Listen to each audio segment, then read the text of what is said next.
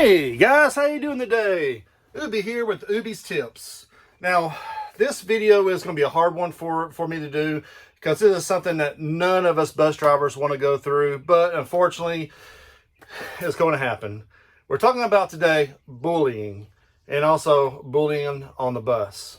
Now, this was actually someone on Facebook requested this video, so I thought long and hard, redid my research. Yeah, it's a lot of information, but we're going to be talking about it. We're talking about how to identify bullying, what to do in case we do see bullying on the school bus, even some de-escalation techniques that we can use to help, solve the situation. But now, your first fact of the day is, did you guys know that 1 in 5 students between the ages of 12 and 18 have been bullied? That's, I can't believe it. The second tip of the day is that approximately 16,000 kids have skipped school because of bullying. So let's go through this video together and let's learn what we can do if we see bullying. And oh yeah, one more thing. Before we get started this video, what do you think about this cool little nifty classic t-shirt? So what I want you guys to do in the comments below, let me know what your favorite Atari game is. Personally, my favorite one was Tank. I just like playing that where you got the 2 tanks shooting each other. You can do tanks, you can do airplanes, you got all these obstacles in the way and you had to go around them, or you could bounce your bullets all across the screen. I made a mistake. It's not called Tanks, it's called Combat for Atari. And this is what I'm talking about right here. You can shoot a bullet, and it bounces everywhere. Close. Let me turn this way a little bit more. Yeah! Now that was a great 2-person game when I was a kid. So again, let me hear what your favorite Atari game is. I appreciate it. So on the time of this recording, I only got 62 subscribers. So guys, I would really greatly appreciate if you like the content and everything that you would consider subscribing, because I need quite a few more. So I appreciate it, and enjoy the video.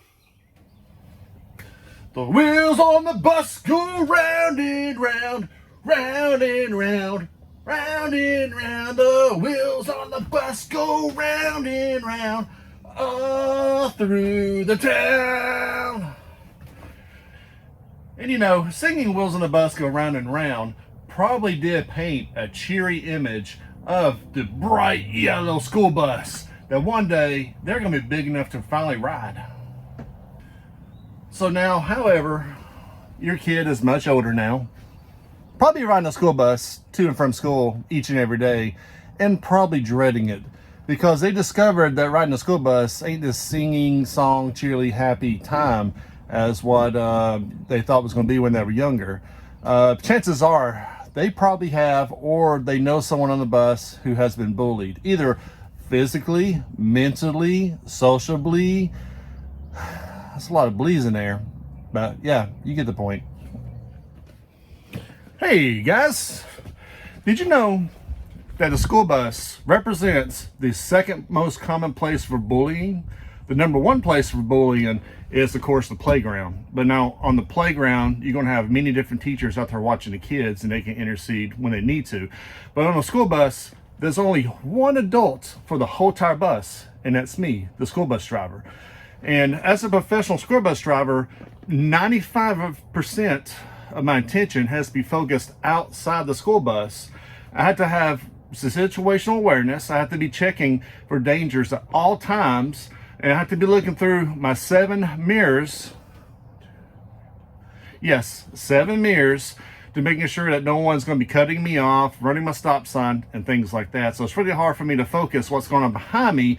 And also add to this right here, the problem of a school bus. The problem of a school bus is that it is a confined space. Most kids are going to be on my bus for 30 plus minutes per trip, and the bully has a captive audience. They're not going nowhere. So that will add, most kids will find that they will feel helpless. Hey, now as a school bus driver, I need to let you guys know what the difference. Let me get my head up here in the screen on the seat. Now, as a school bus driver, it is my responsibility to teach you what the difference is between tattling and reporting. When you tattle, you're reporting someone to get them in trouble. And if you're reporting, you're telling someone to get them out of trouble. That's the difference. Let's see if I can get back down. All right, now let's talk about bully prevention. It starts with setting the expectation at the first of the year to let everyone know that bullying and teasing is not tolerated on this bus whatsoever. And also invite the person who has been bullied or teased to come and talk to you. Also let everyone know on the bus it is their responsibility to watch out for each other. If they see something, say something. Hey guys, like this viewer here, it's actually, you can kind of see me recording myself through my cell phone. And so if I back away right here, you can kind of see this is that big huge mirror that I can see all the way to the back of the bus and everything right here. So this is me driving, and these are my mirrors. You got the 1, 2, 3, 4, 5, 6, and this is that 7th mirror I was talking about. But as a school bus driver, it is your responsibility to watch the kids when they get on and get off your bus. You can tell from their just natural reactions if they're being bullied or not. And if you do catch someone bullying someone on the bus, it's best to separate the bully versus the other person. What I usually do, I would put the bully in my number 1 seat, which is right beside the door, right over here to over my right shoulder, not behind me, because if it's behind me, sometimes there's a blind zone from the camera. So I always make sure I put him in that number 1 seat right behind the door. That way, so I can watch him a lot better in this mirror I got in front of me, and the camera can catch every single move that he does. And what you want to do is just don't let it fly. You want to make sure you leave a paper trail. Document everything you see on the bus, especially doing in the case of bullying, because you want to make sure that going down the road, the principal don't pull you to the side and be like, hey, we have issues of bullying on the bus. Why did you never report them? And that way you have a backup plan, like, hey, I reported them 5 times, and surely if someone's being bullied like that, it's not going to take 5 write-ups, because it should be the very first thing if it's a major incident. Because there is a big difference between horseplay and bullying, because I know that's what kids do. Sometimes kids are just being kids. They like to play back there, and you just got to make sure you pick your fights as a school bus driver, because you can't be everywhere on this bus. You can't hear everything. If you're not within the first 2 or 3 rows, it's really hard for us to hear, because our school bus, if you look on the ceiling right here, it has all these little dots, right? Yep. And so that is an anti-sound absorbent. So that's how buses ain't that loud going down the road, because all the sounds are being dampened by that ceiling right there. So if they're not within like the first 3 rows, more than likely I'm not going to hear it myself. But now with the mirrors, I can see the body language. I can actually look to see if someone's like being a lookout, looking at, make sure the bus driver's not looking at them, and that's a big telltale sign. Something might be happening, and that's something you might want to consider when the kids get on or off the bus. Ask them about, like, hey, what was going on back there? And sometimes you might have to ask the third party, because more likely a third party person is going to tell you. Now, if it's something that's small, usually just a few quick words from you, the bus driver, is all that's needed to get the kids to calm down on the bus. But now, sometimes it's going to be a little bit more difficult, especially if a fight breaks out on your bus. Best thing to do if a fight breaks out on your bus is to, first of all, call dispatch. Let them know, hey, I got a fight on the bus. I'm fixing to pull over. You pull the bus over safe and secure the bus. And with a loud, assertive voice, you just yell to the kids, like, hey, stop it, separate now. And more than likely, that's all that's going to be needed for the kids to separate. Now, you need to make sure you ask your district on what their policy is on what happens. I know with us, if it's a major fight and someone is going to get hurt, we need to make sure we get back there, make sure they don't hurt each other. Now, I'm not saying like just grabbing the kid and throwing them off. Usually you have to make sure you use the back of the hand, kind of like separate them like this right here. So I hope and pray by now all the school districts out there have put cameras on the bus, because that is one thing they can look back and they can see what happens, and that's also something that we don't know, because something might have happened that we never heard. Alrighty guys, now let's talk about some de-escalation techniques that we can use. First of all, you want to make sure that you have a calm and assertive voice and body language. This is the first step to de-escalation, because us as humans, we like to mimic what we see in other people's behavior.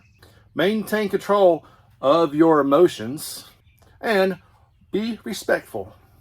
However, whatever you do, do not be defensive if comments are coming at you, because more than likely it's not coming actually to you. There's something in the guy's life, guy or girl's life, that we don't know about, and it's probably due to that. So it is not, don't take anything personally. Your job is to sit there, listen, and just let them know, I hear you. Because most people want to be heard. Don't you want to be heard? I want to be heard. So why do you think you're listening to this video right now? Now, when you're intervening in conflicts, make sure not to challenge or provoke the individual, because this may make the matters a lot worse than what it is right now. One thing you can do is just to allow extra space. Don't get right up in his face or anything like this right here. Just make sure you remain at a good, respectful space from him, that you're on the same eye level. So you don't want to have the student, be sitting in a chair and you're hovering above him like this right here, because that gives like a really disrespectful vibe.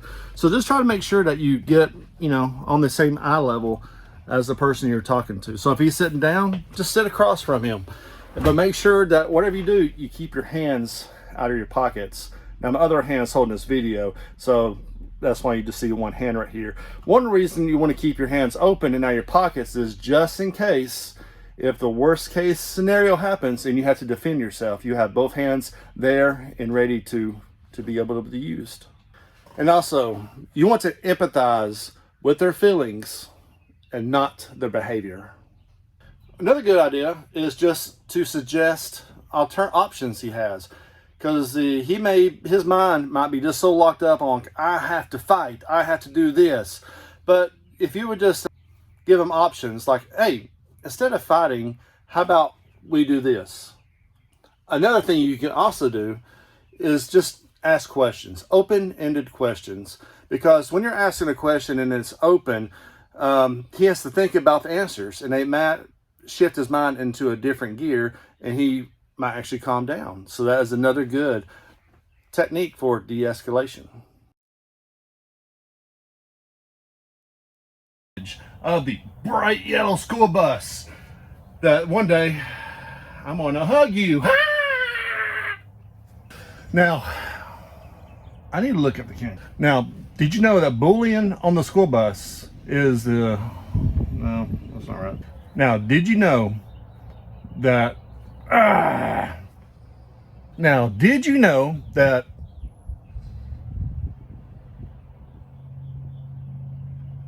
the school bus represents number 2?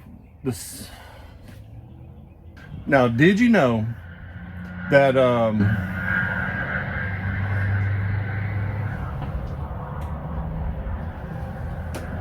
but now, however, on the playground, you have many different kids, and I think I'm just going to go with the other one because it sounds better.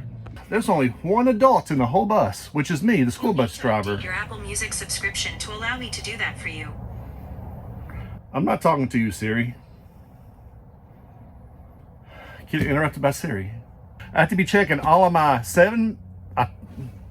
1, 2, 3, 4, 5, 6. Yeah, I have to be checking all of my 7 mirrors. I just had to count to make sure. Because as a professional school bus driver, 95% of my attention span, 95% of my attention span is thinking about video games. Like Atari. I'm looking around for dangers. I'm looking in.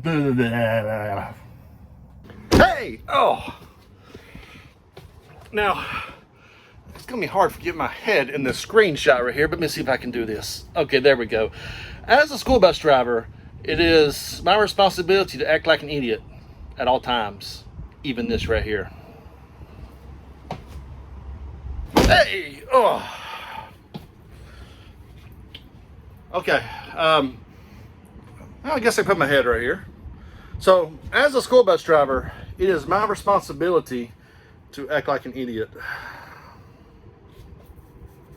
First day that you have is not sound like an idiot.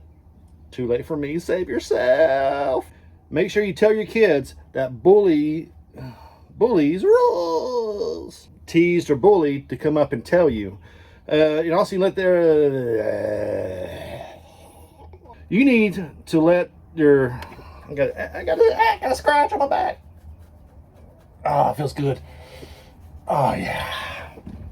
And also, as a driver, watch the interactions. Responsibility to watch the interactions. It's hard to say that word. Interactions. In a calm and assertive voice. Don't say calm and collected. Use a why is it so hard to remember this stuff? First of all, you want to make sure that you're not scratching your ear like that.